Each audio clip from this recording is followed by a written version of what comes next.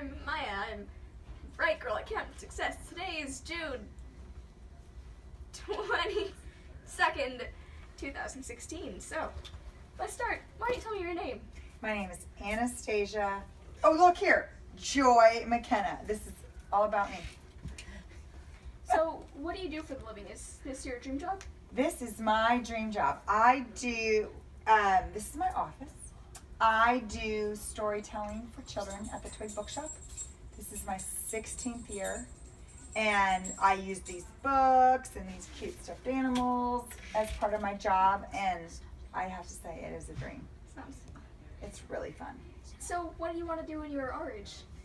I wanted to be a teacher. The first teacher I ever met, I think, was probably kindergarten, and I knew I wanted to be one of those people, one of those teacher people. So I did that, and I would read to my students, and they would all just go crazy and ask for me to do it more. So then when I became a full-time mom, I was able to still tell the stories and kind of get that fix with the kids and all of that, but not grade papers and have parent-teacher conferences and all of that hard work that teachers do for not enough money. Speaking of hard work, Yes. what challenges do you face in pursuing this? I think one of the hardest things, if you can imagine, it's not the kids in the audience, it's the grown-ups. It's really frustrating. Yeah.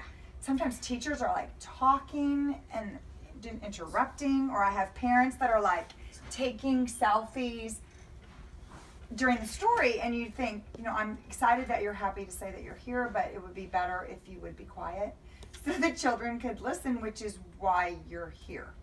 Same thing happens in schools, and they want me to come in, but then they're distracting. And then I think to myself, you're asking the child to listen to you, but when it's your time to listen, you're not modeling. So that is a frustration, and I can't do much about it with good manners. So, how do you give back to the community?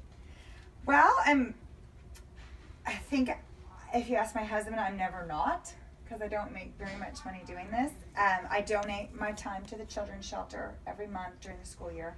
That's been about 12 years. And then I volunteer at my kids' schools for their PTO functions, at my church, and then you may know this lovely lady named Tiffany Durham and her sister Kim Durham and the entire Durham family. So if they ask me for something, I always try to say yes for the Bright Girls, for your organization. I think it's amazing. So that's a big draw for me, is how do you take what I have and give it back. Who is the most significant person helping you keep this? Like my path to get here? Yeah. Oh, that's a very good question. I don't know that you could pull my two parents apart and try to be my parents, but maybe a little bit more my dad for the love of books and sort of the drama, but then my mom is the one that has her master's in English and, made sure that we did well in school, and that was an important part for her. So I think they tag teamed. I think the two of them together were inspirational and obviously very supportive, because they also buy me books and toys and things, even though I'm an adult. I don't have a sloth, which is alluring right now, but okay. So what did you have to do as in the case of school and college or training? Oh, yeah. I actually did become a teacher. So I picked a college that really emphasized their education department, and one of the things in there is children's literature. So I did very well in that class, and one of the things you had to do was present a story like dramatically in front of the class at college. So I did that. I did Tiki Tiki Tembo, no Sarimbo, Charai Buchi, Piperi Tembo, and the teacher was like, wow, just wow, because I was, a freshman, and I didn't know that's not how everybody was going to do it. I went near the front, and I realized sort of midway through everyone else's presentations that I kind of had something there, but I didn't do anything really special with the storytelling until I started to work at Toad Hall with Tiffany in Austin.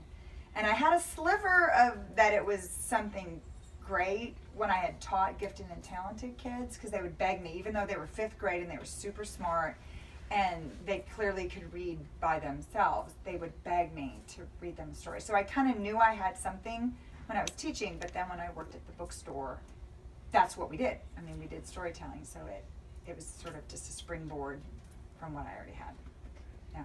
What advice would you give to someone who wants to pursue this career? Don't leave your day job.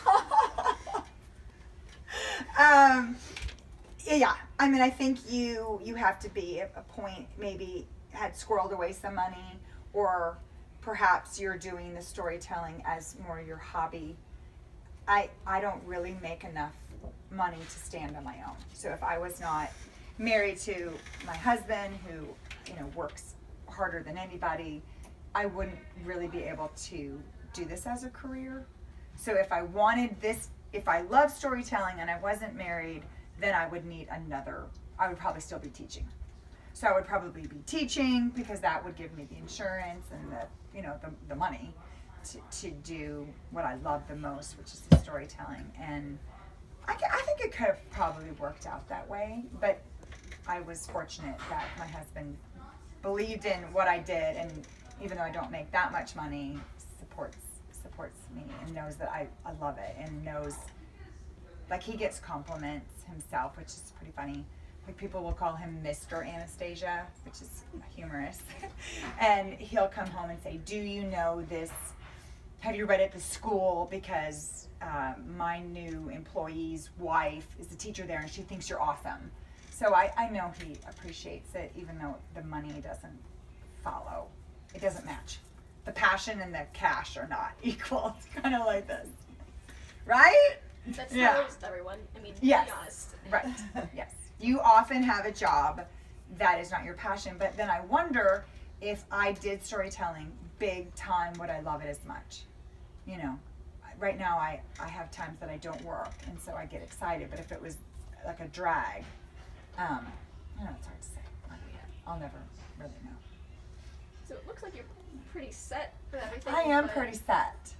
I do. I mean, I still buy children's books, and sometimes I have to get them at the library because, you have to watch your budget.